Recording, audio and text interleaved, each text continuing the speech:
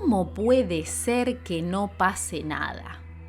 Es la pregunta indignada que sobrevuela las conversaciones cada vez que tomamos contacto con información vinculada a la crisis climática, a la extinción de especies, a la decontaminación, a la exacerbación de conflictos bélicos irracionales por seguir rascando el fondo de la olla del petróleo y a las múltiples injusticias detrás de la industrialización animal. Por dar algunos ejemplos, podría citar también los índices de pobreza extrema a la que estamos cada vez más acostumbradas. El cómo puede ser tiene explicación desde cerrojos políticos y corporativos, pero hoy nos vamos a concentrar en los sesgos cognitivos de negación, aquellos que están invisibles y que levantan barreras psicológicas para que no pase nada. Arrancamos.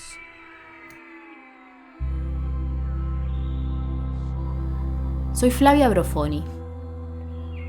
Y porque sobrevivir no es suficiente, esto es Colapsonautas.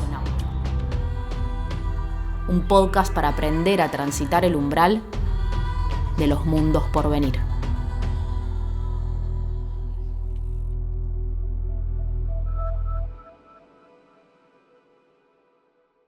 Muy buenos días, tardes, noches, depende de dónde estemos aterrizadas en el planeta en este momento.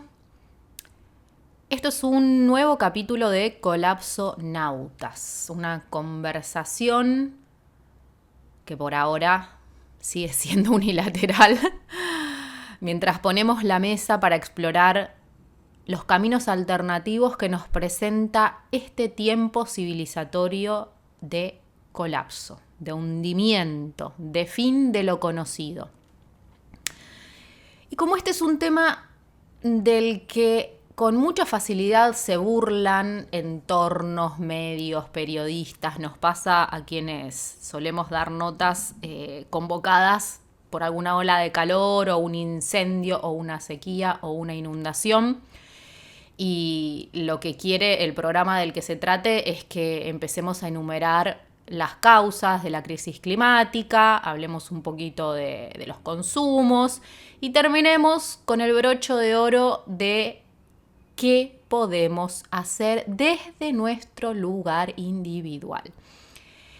Esta es una pregunta que ya existe como un mantra, ¿no? En cualquier entrevista, incluso en cualquier espacio de facilitación sobre la conversación colapsonauta. Nunca falta el arquetipo de la necesidad de que nos digan qué tenemos que hacer. Y siempre y cuando esa respuesta sea cómoda o accesible, vamos a quedarnos tranquilos. Yo estoy convencida de que esta ilusión de tranquilidad ya está siendo muy disruptiva en el soma, en el cuerpo y la mente de las personas que tomaron conciencia de colapso, porque es inevitable en algún momento abrir la mente y el corazón a la magnitud de la metacrisis, ¿no? Y cuando caes en esa ya no hay vuelta atrás. Entonces, frente a las preguntas del granito de arena, ¿cuál es el granito de arena que podemos aportar?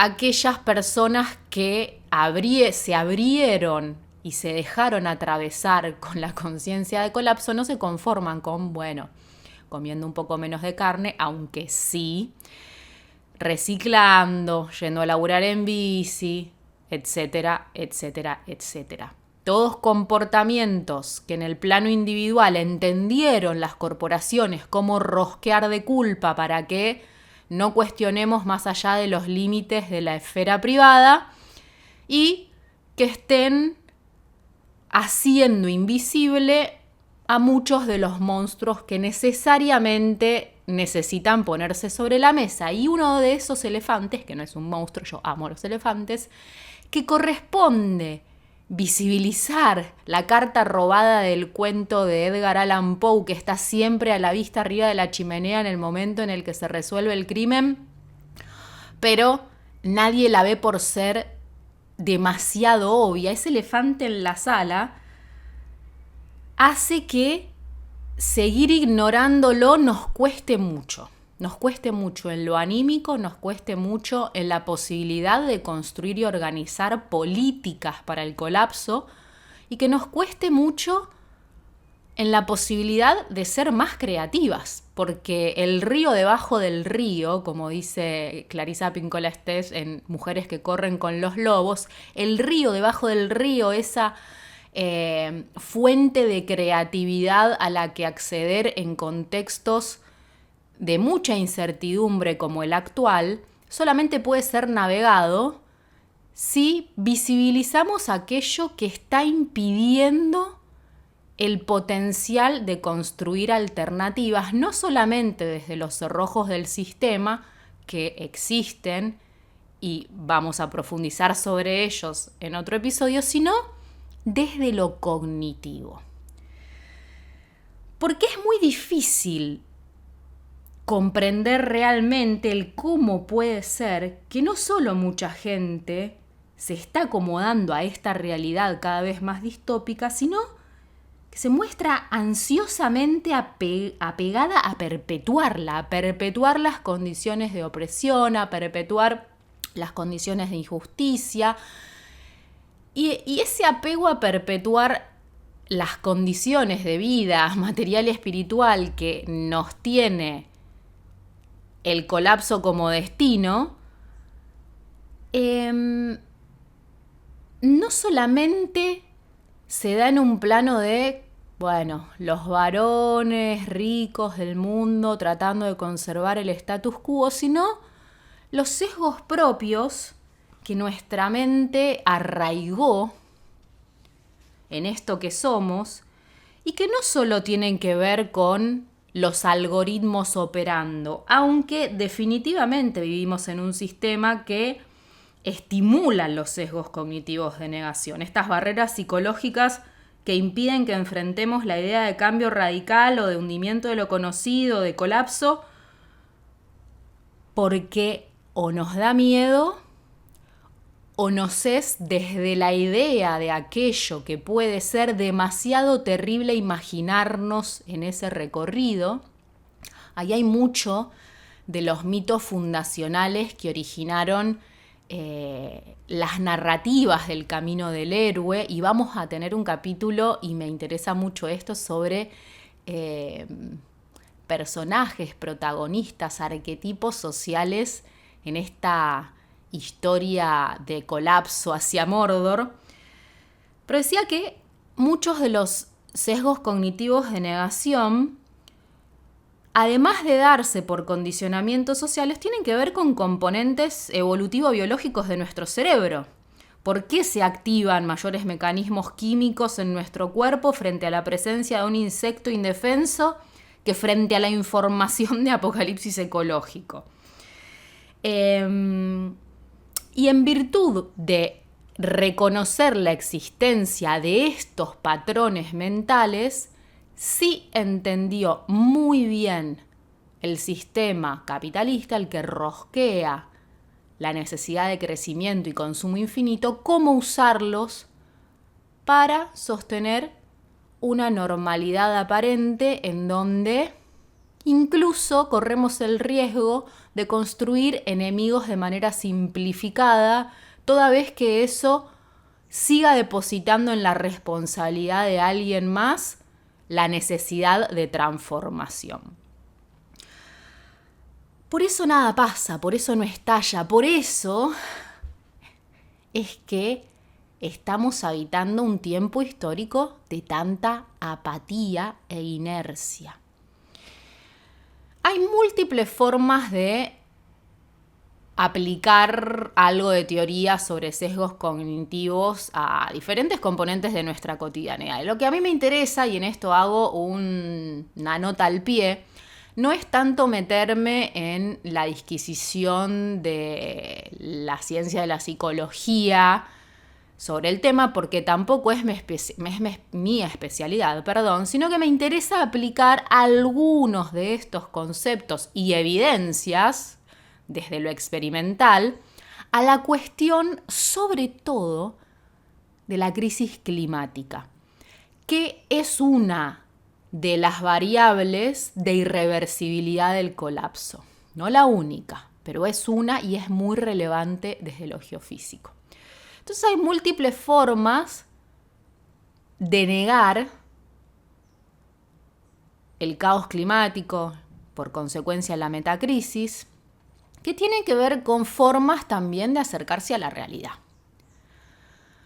Por un lado existe la negación del hecho, que es el más burdo, simplista y aburrido de todos los formatos de negacionismo, pero que paradójicamente está teniendo como un revival en este momento muy curioso, ¿no? Y desde la ciencia política lo vamos a evaluar cuando hablemos de geopolíticas del colapso, como frente a momentos históricos que nos exigen más participación que nunca desde lo comunitario, lo democrático en serio si se quiere, aparecen líderes mesiánicos con teorías terraplanistas en relación a cómo funcionan las dinámicas atmosféricas y dicen no existe el cambio climático. Después, frente al backlash, el latigazo mediático que eso produce y la imposibilidad de sostener la negación de plano del hecho, bajan a una segunda forma de negacionismo que es negar las causas, ¿no? Entonces, de repente, la aceleración en el calentamiento global no tiene nada que ver con que estemos rosqueando la quema de combustibles fósiles y arrasando con la biodiversidad y los ecosistemas, sino que se corresponde este fenómeno con una etapa más de la Tierra. Es un fenómeno natural, dicen. A pesar de que esté harto demostrado, como dirían nuestros amigos chilenos, que la incidencia antropogénica, es decir, del comportamiento de la mayor parte de nuestra especie, en tanto construimos civilización basada en el petróleo, es el factor determinante del proceso de aumento de la temperatura global. Una tercera capa de negación es negar las consecuencias, reconocer el problema. Parte de esto lo hace la conversación capitalista de la economía verde, en donde todo se convierte en una oportunidad. Se niegan las consecuencias. Existe la crisis climática, es un problema si no hacemos nada para transformarla en oportunidad, pero no es peligrosa. Porque podemos y tenemos la certeza de que vamos a convertir este fenómeno en una nueva forma de evolucionar como especie desde lo que el sistema económico habilita. No es peligroso en ese sentido. Un cuarto nivel de negación, y en este, ojo que nos encontramos muchas veces y hay que estar bien atentas, es negar las implicancias prácticas del diagnóstico, ¿no? Entonces existe este proceso, es irreversible, es inevitable, lo digo todo el tiempo, pero no hay nada que podamos hacer. Negar las implicaciones prácticas de agenciamiento propio frente al derrotero histórico de colapso es una forma de negarlo también, porque nos aleja como seres parte de la trama de la participación en la historia. Y esa es una forma más de negar. La inteligencia, si buscamos en Wikipedia qué significa, dice facultad de la mente que permite aprender, entender, razonar, tomar decisiones y formarse una idea de la realidad. Los sesgos cognitivos nos ponen una lente, un filtro, un puente conector entre aquello que tenemos como facultad, que es la inteligencia, que nos permite interpretar la realidad, y justamente las capas de intermediación que hacen que interpretemos, entendamos, comprendamos de una manera u otra. Y estos lentes están construidos por múltiples variables. Como veíamos antes, por un lado está el propio derrotero evolutivo de nuestro cerebro. Esto lo vamos a ver específicamente ahora con el primero o el segundo de los sesgos, que es el de confirmación. Y por otro lado, como seres situados en un territorio, en una historia y en una cultura, inevitablemente la formación y la conformación de nuestras estructuras de interpretación están moldeadas por el contexto, por el entorno en el que nos desarrollamos, sobre todo en los primeros años de ingreso a la vida adulta, pero también en las infancias. La formación de nuestras identidades juega mucho y tiene mucho para decir hoy en este periodo increíblemente polarizado de la historia, porque es usado para desorganizar la rabia. Hay un estudio de la consultora Edelman que se hace todos los años sobre niveles de polarización en el mundo. Y en la última edición, el país más polarizado en términos sociales y políticos fue la Argentina. No habla de nuestra excepcionalidad, sino de un patrón global que va corriéndose geográficamente a medida que ingresamos en procesos electorales que no presentan reales novedades de transformación, en donde aparecen outsiders que se presentan como líderes mesiánicos que castiguen a los malos y nos lleven a un desarrollo imposible, que en general reproducen la lógica de violencia y división que en un punto los pone en el poder. En relación a la cuestión climática,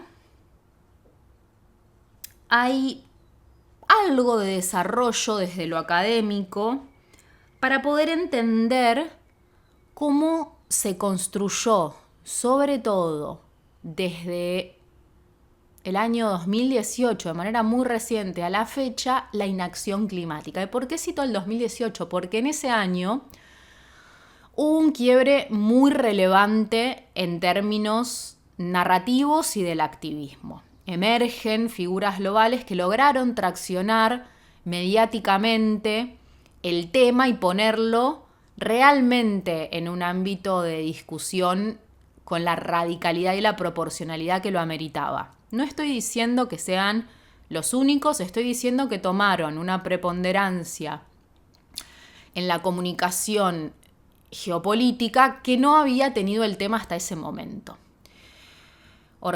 Movimientos como Extinction Rebellion, inicialmente en Europa, inicialmente en Londres, en donde la estrategia de disrupción de la normalidad como una forma de presionar al gobierno para que tome medidas de planificación frente a la crisis climática, que en un primer momento exigían que el gobierno reconozca la emergencia ecológica y climática, luego que planifique mediante asambleas ciudadanas políticas para la transición. Fue muy exitosa, emerge Greta Thunberg como parte de estos colectivos, iniciando un movimiento en rebeldía frente a lo único que podían rebelarse con 15 años de edad, que era la escuela. Viernes por el futuro, Fridays for Future, faltando sistemáticamente todos los viernes a la escuela, en una sentada frente al Parlamento sueco. Me pueden decir, bueno, pero son los privilegiados del norte global, y claro que sí, pero justamente me lo dijo esto una vez una mujer perteneciente a una comunidad Kolla en un taller, diciendo, loco, paren de exigirnos a los pueblos anclados en territorio que seamos los que ponemos el cuerpo. Lo venimos haciendo desde hace 500 años. Son ustedes, clase media, blanca, privilegiada, y más en el norte global, quienes tienen que asumir los mayores riesgos y hacer de sus privilegios algo material. Entonces, toda vez que revolean que Greta, que los ingleses, que son privilegiados, por supuesto que sí, pero justamente son esos grupos privilegiados quienes pueden y deben entrar en desobediencia civil. Porque aparte las condiciones de castigo de sus estados son mucho más benignas que la de los nuestros. Dicho esto, en ese momento, 2018-2019, fue cuando el movimiento climático tuvo mayores niveles de robustez y masividad. Las marchas climáticas de esos años fueron multitudinarias y la narrativa en relación al cambio climático pasó de ser un poco más de calor, calentamiento global, cambio climático, a ser extinción, básicamente. La ventana de Overton, que dentro de la teoría política es aquel margen con el que cuentan los candidatos y los funcionarios para poder hablar sobre un tema sin irse a los extremos que repelen, ¿no? Esto cambió mucho de todas maneras en los últimos años porque a nosotros nos enseñaron en la universidad que para poder captar votos de un electorado que no está decidido, lo que más les conviene a los candidatos es acercarse al centro. Bueno, eso, mis amigos, politólogas, politólogos, vayan a decir que sigue siendo lo mismo. La ventana de Overton, y esto muy rosqueado por los algoritmos y las redes sociales, está siendo expandida hacia los extremos, y esos extremos hacia un lado, hacia el otro, derechas, izquierdas, liberales, no liberales, lo que sea, es lo que está captando votos. Hay un trabajo publicado en la página web de la Universidad de Cambridge. De nuevo, me van a oír citar trabajos del norte global, no porque sean mejores que las producciones científico-académicas que tenemos en el sur, sino porque en este tema, el tema del colapso y las reacciones frente a la potencialidad de disrupción de la normalidad que conocemos, están bastante saliendo en Europa porque tienen miedo, porque están al horno. Miren el mapa y miren dónde está ese continente, y de la enorme cantidad de circuitos y flujo de energía y materia que depende. Entonces, pulsados por encontrar alternativas a una disrupción del normal funcionamiento de las cosas, están produciendo mucha teoría académica y práctica en relación a la colapsología. Hay un trabajo que se llama Discursos de ralentización climática, algo así, ¿no? Porque se llama en inglés Discourses of Climate Delay. Hay varios autores que profundizan en los discursos, las narrativas, que aceptan la existencia del cambio climático, pero que a la vez justifica la inacción social y los esfuerzos inadecuados. Frente a la radicalidad que trajeron a la teoría del cambio social como necesidad los grupos en desobediencia civil y en resistencia territorial, vamos a tener un episodio específico sobre teoría de cambio social, resistencia y desobediencia civil como estrategia de transformación. Frente a la radicalidad y la incomodidad que trajeron estos movimientos que decían, bueno, loco, intentamos por todos lados, 30 años de negociaciones en la ONU, millones de petitorios, movilizaciones. Hay que, comillas, comillas, generar un contexto de tensión política que traccione la voluntad, no seguir diciendo que lo que falta es voluntad política y con eso resolveríamos el problema, porque es una tautología, es una redescripción del problema. Justamente por la falta de voluntad política estamos rumbo a la extinción. Entonces, decir que esa es la solución sin demostrar cómo puede forzarse la voluntad política, y la verdad es que es un desierto creativo muy paupérrimo. En las discusiones contemporáneas sobre qué acciones debemos tomar, quiénes y con qué rapidez, aquellos que defienden el retraso, la ralentización, abogan más por una acción mínima que en general toman otros, ¿no? Y en este trabajo se articulan las formas de negacionismo, si se quiere, en 4 categorías. Las características comunes de la narrativa que retrasa la acción climática se describen en 12 discursos que estas 4 categorías engloban, y voy a mencionar las 4 categorías para que entremos en la cuestión de los sesgos porque son más asequibles a nuestra cotidianeidad. Primer categoría: reorientar la responsabilidad.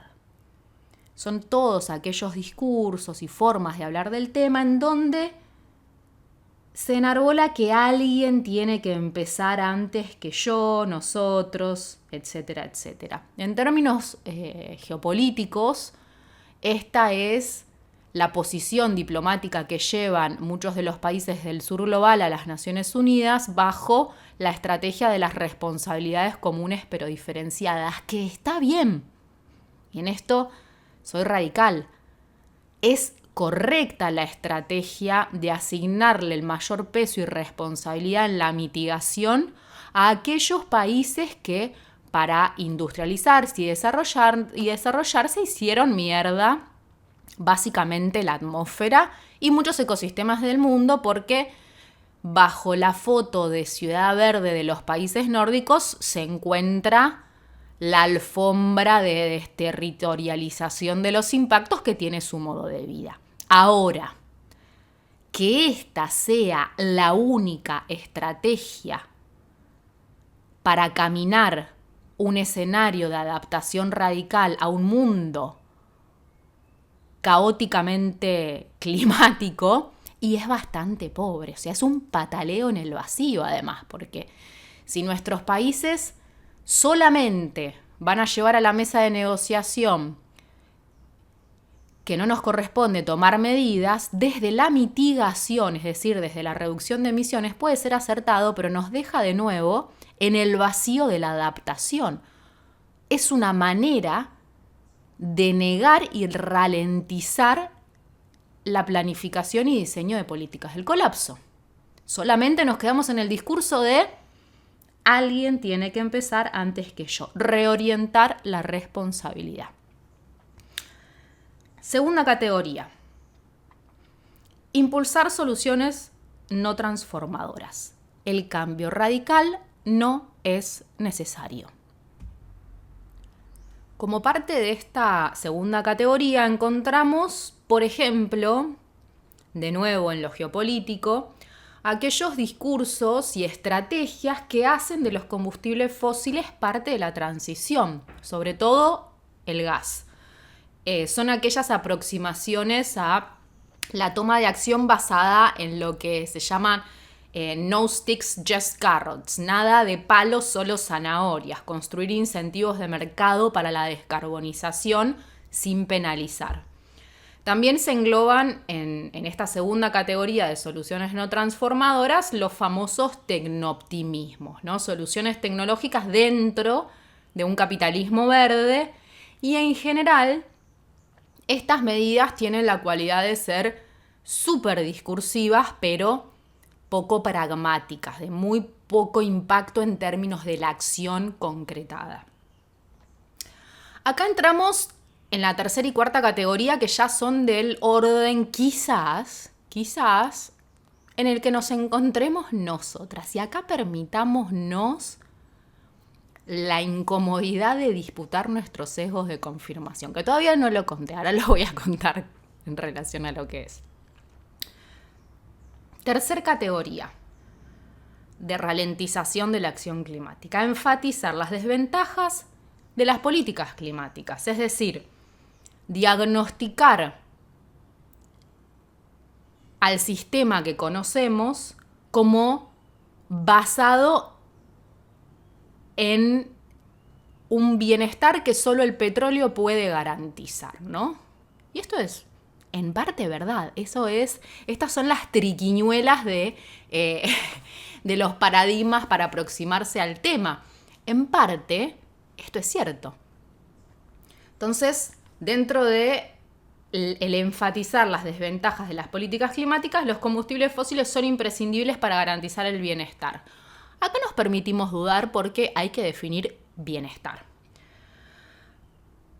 En esta categoría también se engloban aquellas demandas muy ancladas en esto de que los desarrollados tomen responsabilidad y se asume que el costo ambiental y climático del desarrollo es inevitable, ¿no? Salir de la matriz fósil desde esta mirada va a generar demasiado desempleo, mayores niveles de exclusión, etcétera, etcétera. Y sobre todo, y acá se engloban muchas de las aproximaciones al problema, desde una, y con esto me permito la licencia de decir algo que puede incomodar, pseudo teoría de justicia social a la que adscribo, ojo, pero que pone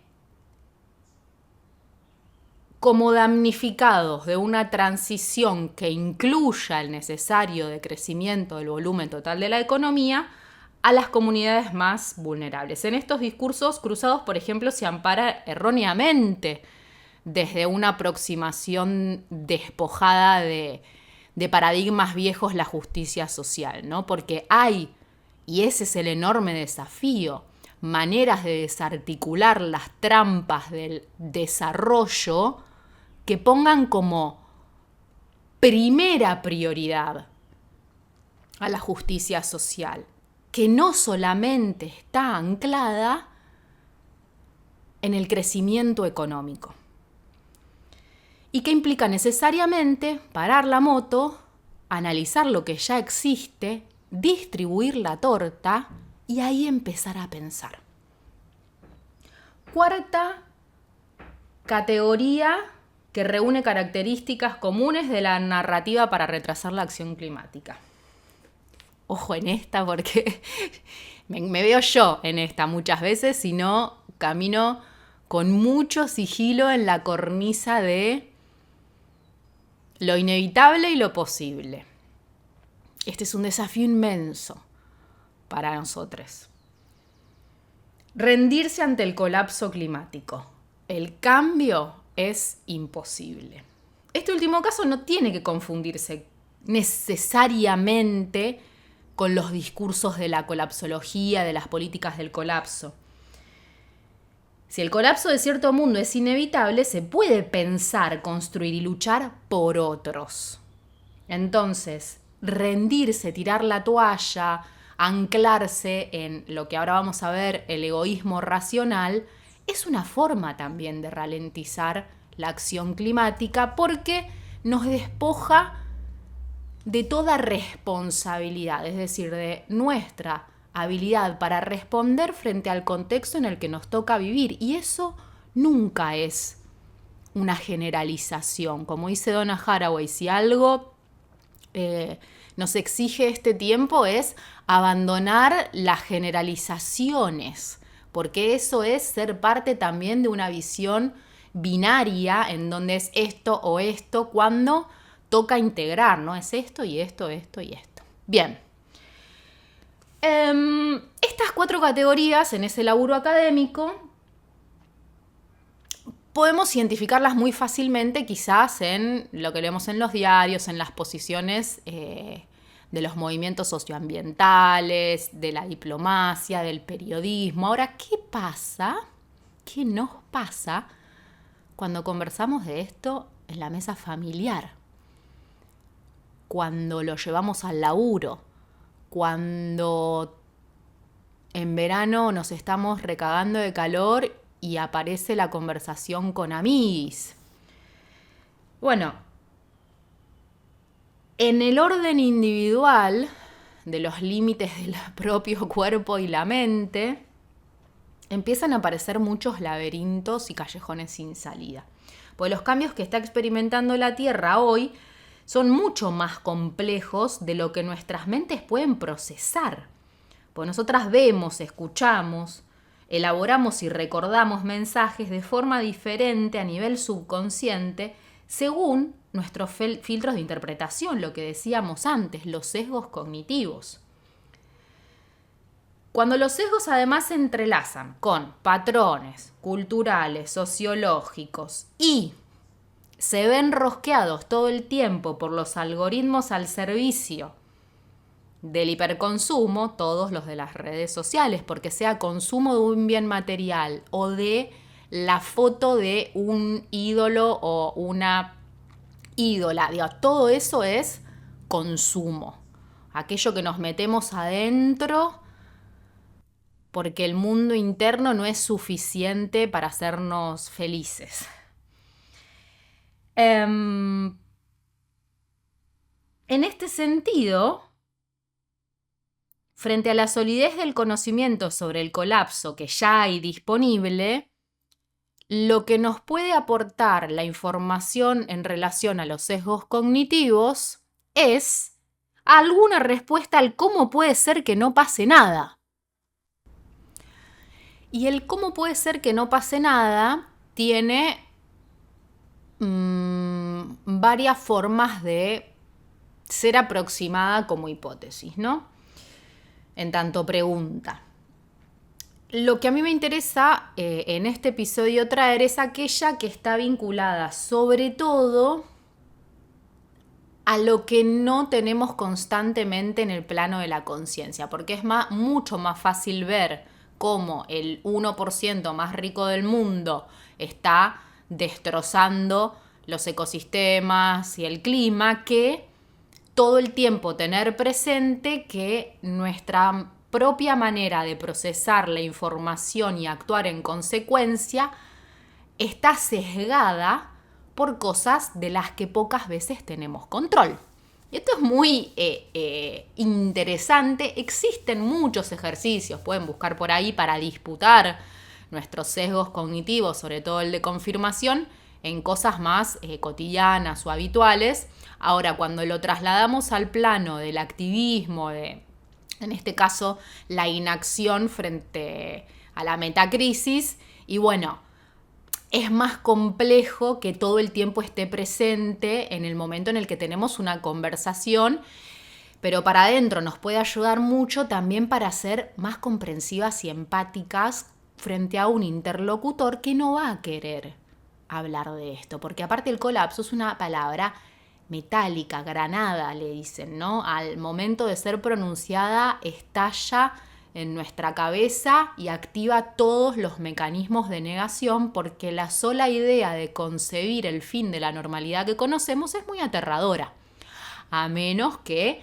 vayamos hasta el fondo del barro del inframundo, nos ensuciemos bien y nos compostemos para hacer algo nuevo y quizás mejor en el sentido de ser parte de una trama que deje de pararse sobre los hombros de tantas otras formas de vida y pueda ser coadyuvante a la reproducción de diversidad y abundancia. Esto ya se mete en algo más esotérico que en algún momento hablaremos. Pero ¿qué hace a la magia de este tema? La magia de hablar sobre el colapso está dada porque todas las disciplinas tienen y deben tener lugar en esta mesa que pusimos en el primer capítulo, porque nos necesitamos. Bien, voy a hacer un raconto superficial y veloz sobre algunos sesgos cognitivos de negación, para que en estas ventanitas emergentes ustedes puedan hacer doble clic y buscar por ahí y sobre todo identificar en el día cuándo se presentan estas ocasiones, ¿no? De ver claramente cómo están operando fuerzas inconscientes mayores que aquello que creemos que es lo racional. El sesgo de normalidad. Existe una vocecita en el fondo de nuestra mente que nos asegura, acuérdense de los discursos oficiales durante la pandemia, nos asegura que nuestra experiencia de vida perdurará pase lo que pase. Este sesgo se ampara en la brevísima experiencia vital que tenemos en esta encarnación, si la pensamos en términos de los tiempos de la Tierra. Incluso pensada en términos de los tiempos de la evolución de nuestra especie, lo que vimos el otro día, digo yo lo vi el otro día en el capítulo anterior, los últimos 11.000, 12.000 años de civilizaciones sedentarias, organizadas a partir de un clima estable. Entonces, encontramos en la bibliografía casos súper documentados de cómo opera el sesgo de normalidad en ámbitos, digamos, comunitarios, desde la sociología, frente a amenazas inminentes que preferimos evitar asociar a nuestra cotidianeidad. Los estados previos al advenimiento del nazismo y el Holocausto tienen mucha información sobre esto. No se lo vio venir hasta que vino, y no porque faltaban elementos para poder predecir la victoria de Hitler, sino porque, y esto está bastante estudiado también en la emergentología y en la formación de bomberos y brigadas de combate contra incendios, porque en general cuando la interpretación de la amenaza se hace de manera colectiva, se la tiende a minimizar y a ralentizar la acción. Cuando te forman en brigadas de combate a incendios forestales, por ejemplo, siempre hay que tener todo el tiempo presente que frente a algún signo, algún indicio de peligro de fuego, si se lo interpreta y se actúa en individualidad, esa respuesta es mucho más rápida que si hay varias personas discutiendo, debatiendo, lo que puede llegar a suceder. Es decir, la socialización de la amenaza diluye la respuesta. El miedo y el sesgo de confirmación contribuyen a reforzar la negación que el sesgo de normalidad trae. Retomo lo que decía antes. ¿Se acuerdan cuál era incluso el mensaje oficial durante el aislamiento social y obligatorio de 2020-2021? El anhelo que se imponía era el de volver a la normalidad. Volvamos a la normalidad. Hay un deseo muy innato de retornar a lo conocido.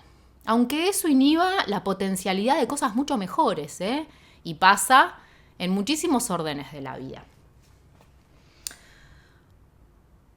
Paso al segundo sesgo, y este, sin lugar a dudas, es el más importante y aplica, lo van a reconocer todo el tiempo. El famoso y nunca del todo visibilizado sesgo de confirmación. Es de los más robustos y está reforzado constantemente por el sistema de consumo, los algoritmos y las redes sociales. Gracias a este sesgo, nuestros mecanismos mentales operan y tienden a dejar entrar solo la información que refuerza las propias convicciones. Aquello que yo creía de antemano siempre va a primar por sobre la nueva evidencia, y además tendemos, si hay algo de esa evidencia o información del exterior que nos haga un poquito de ruido, si no se condice con nuestras convicciones, vamos a encontrar la forma de acomodar esa información a nuestra estructura preexistente.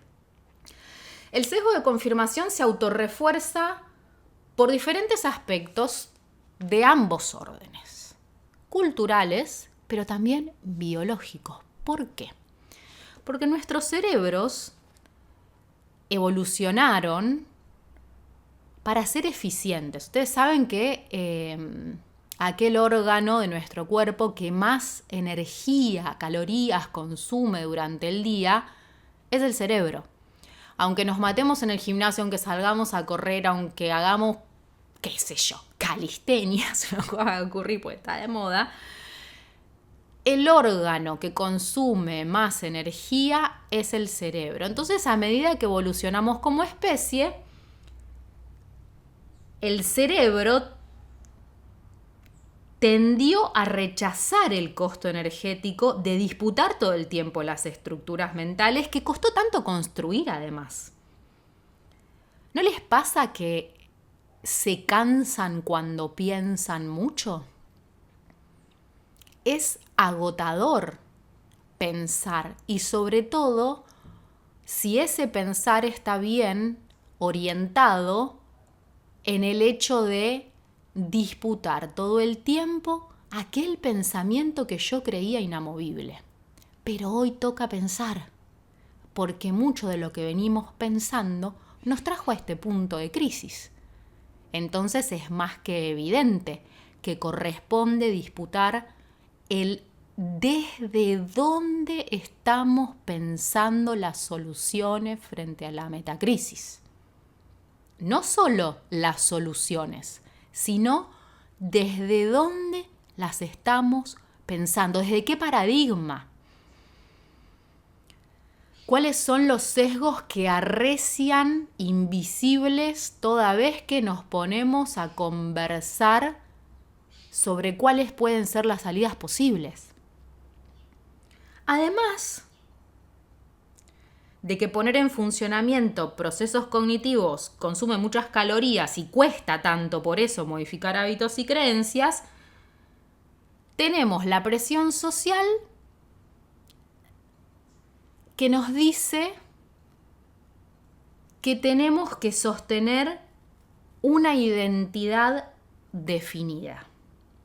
La rigidez de nuestras identidades constituye en nuestra cultura un acervo valioso y cambiar de opinión muchas veces conlleva un costo social que preferimos evitar.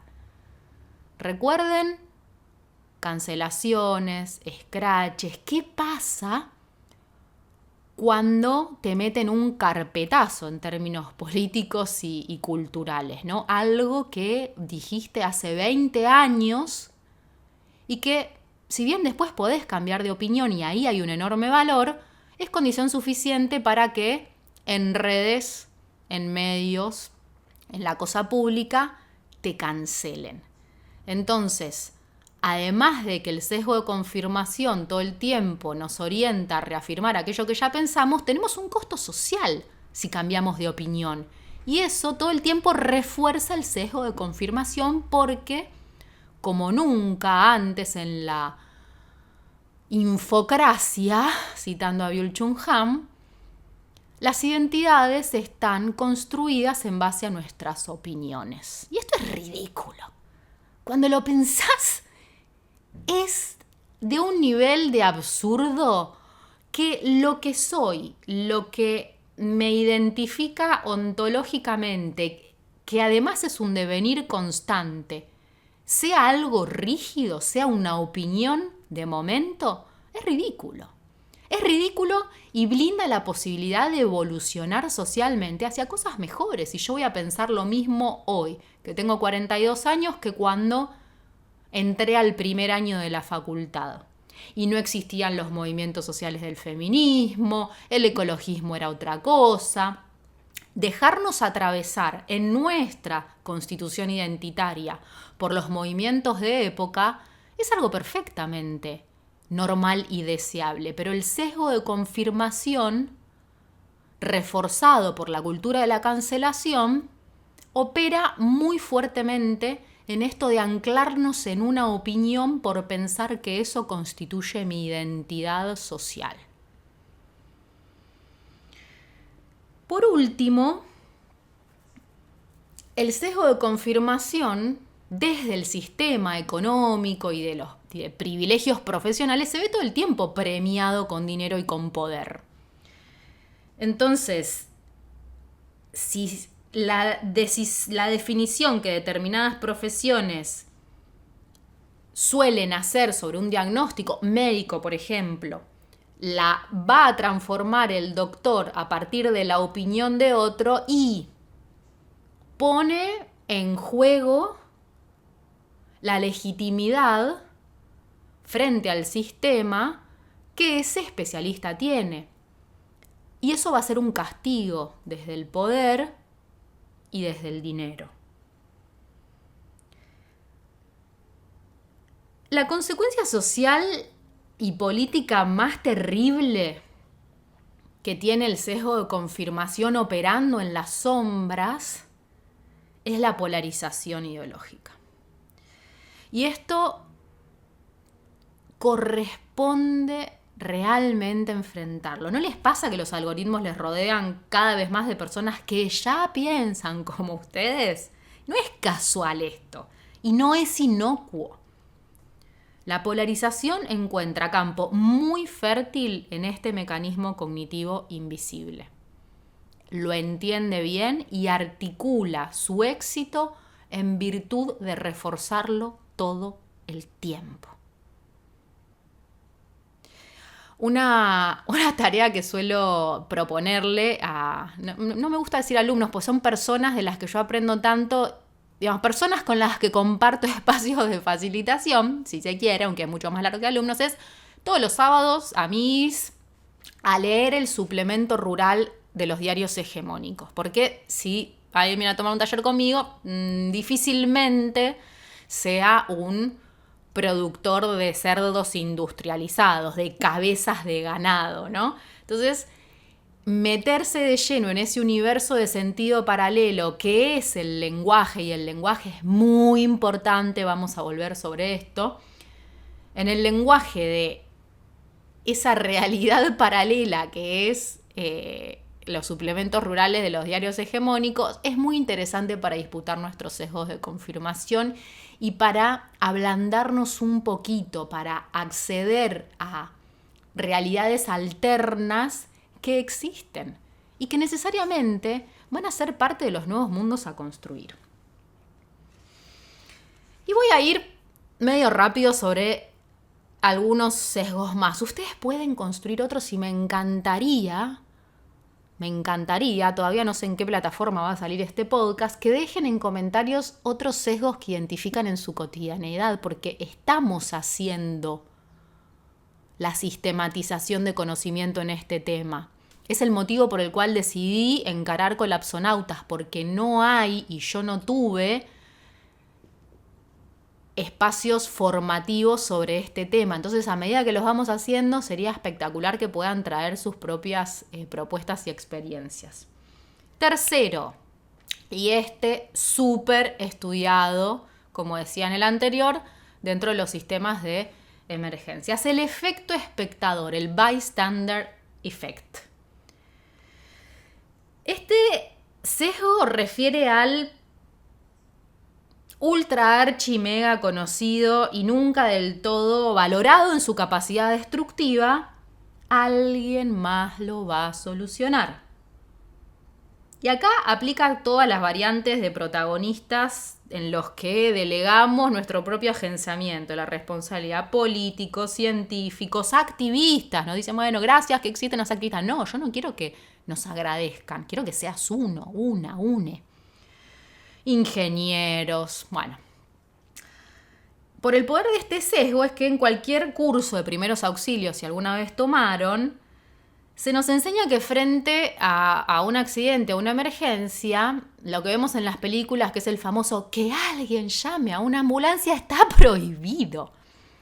En caso de una emergencia, se individualiza al responsable de una tarea, dice vos, Juan Pérez, pobre Juan Pérez, es un nombre que se me viene a la mente.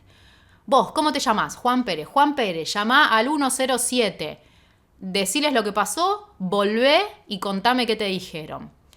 Porque se diluye la responsabilidad si la consigna se revolea al aire. Todos tendemos a creer que alguien va a hacerse cargo. Si la responsabilidad se revolea al aire, está archi comprobado que nadie la toma. Siguiente sesgo. Y lo voy a pasar rapidito. Es el instante hiperbólico, le puse nombre difícil a algo muy sencillo. Lo más importante es el corto plazo, por lo tanto el futuro es menos relevante o no me tengo que ocupar de ello porque tengo que disfrutar el presente. Y acá hay una salvedad muy clave que hacer. Disfrutar y estar en el presente es un mandato de orden superior en términos espirituales, mentales, incluso de habitar la realidad, estando ahora. Que la consigna sea el disfrute efímero que entendió el capitalismo, que es consumiendo cosas, hace que cualquier cosa que vaya a venir un poquito más adelante en el tiempo sea irrelevante. Falacia del costo hundido es una forma de concebir la amortización de las inversiones en el mundo financiero, que también lo podemos extender a otros planos de la vida. Es decir, es aquel impulso interno a no desperdiciar la inversión. Una inversión en años de matrimonio, de tiempo de estudio, cómo voy a cambiar de profesión. Tendemos a querer conservar lo logrado en virtud del tiempo que invertimos en construir ese logro. Sesgo del sobreviviente. Implica incorporar información que creo me va a permitir seguir adelante. El sesgo de supervivencia también puede tener un componente del orden del imaginario colectivo vinculado al mito del héroe, en donde creemos que como personas podemos escindirnos del destino de los demás, ¿no?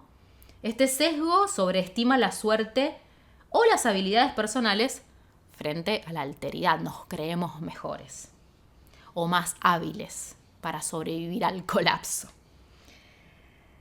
Síndrome de futilidad del bien informado. Y ojo con porque tenemos tanta información, porque estamos tan al tanto de la gravedad inconmensurable de la situación, y está muy vinculado con el sesgo de hipernormalización. Y sobre el sesgo de hipernormalización, que no voy a describir, hagan doble clic y vayan a un documental de Adam Curtis que se llama Hipernormalización, así yo no lo describo. El sesgo de hipernormalización y el de futilidad del bien informado están muy cerca en el sentido de que nos mantienen en un estado en donde creemos imposible el agenciamiento personal, ¿no? Porque el monstruo es muy grande, porque el sistema ya está podrido y todo el mundo sabe que está podrido el sistema y por ende todos sabemos que todo está mal y nadie hace nada. Sobre todo porque si nadie se mueve, nadie cree que puede moverse, y esa es una salida muy interesante frente a estos dos sesgos. Seguramente les resuene porque si este sesgo prima por sobre las posibilidades comunitarias de construir caminitos de alternativas, de resistencias, etcétera, etcétera, nos llevan a estados de la famosa actualmente ecoansiedad, frustración, solastalgia. Vamos a hablar de la solastalgia, que es la angustia de estar viendo la muerte del mundo conocido en tiempo real. Por último, traigo un último, dije 3 veces último, mecanismo de negación que es bastante difuso y fue el último que incorporé en el libro, por ejemplo, que es el egoísmo racional. Y se ve mucho. La imposibilidad ontológica de luchar contra el instinto natural. Thomas Hobbes, que es uno de los autores contractualistas que dieron origen con posterioridad a las constituciones, a los contratos sociales, luego de hacer diagnósticos sobre qué somos como especie, tiene escrito un libro que se llama El Leviatán, en donde se coronó la frase súper repetida en las carreras de ciencias políticas, que es que el hombre es el lobo del hombre. Entonces, si asumimos que somos malos por naturaleza, nada puede hacerse contra el destino inevitable de autodestrucción. Voy a terminar muy rápidamente este episodio porque tengo el toque de que dure menos de 1 hora y vamos 58 minutos. Con la paradoja de Fermi. Enrico Fermi, no sé si saben, fue un físico italiano que formó parte del proyecto Manhattan, aquel que nucleó a las mentes más brillantes de los años 40, 50, alrededor del desarrollo atómico. Enrico Fermi tiene una paradoja que aparece al momento de darle respuesta al por qué. Si matemáticamente es casi imposible que seamos la única civilización inteligente en el universo, no hemos tenido contacto directo y más robusto con otras formas inteligentes de otros planetas. Entonces Carl Sagan traía esta cosa de que probabilísticamente es imposible que seamos la única especie inteligente en el universo. Y Fermi dijo, bueno, pero si la inteligencia está asociada al desarrollo tecnológico y cuantos más inteligentes somos, más tecnología desarrollamos, y la tecnología, y esto interpretémoslo en el contexto de desarrollo de la bomba atómica, es decir, la inteligencia y la tecnología puesta al servicio de la destrucción. Entonces Fermi decía, si otras civilizaciones inteligentes, más inteligentes que nosotros, porque podrían llegar a la Tierra, existen, necesariamente en ese camino evolutivo se autodestruyeron. Ojalá y confío en que otro sea el destino para nuestra especie en y con la Tierra. Nos vemos la próxima.